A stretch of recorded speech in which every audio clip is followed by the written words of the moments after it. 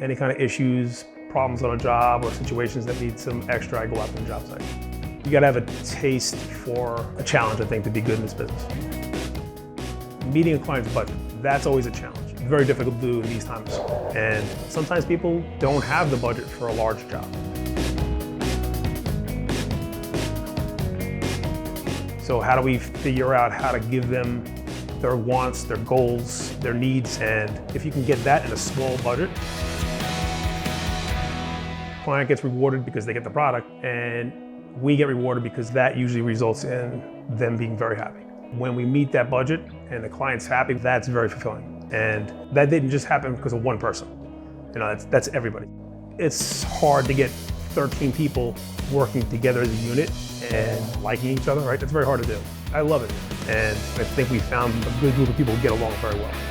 Honesty and trust are the two biggest things. So once you build off of that, everything else falls into place.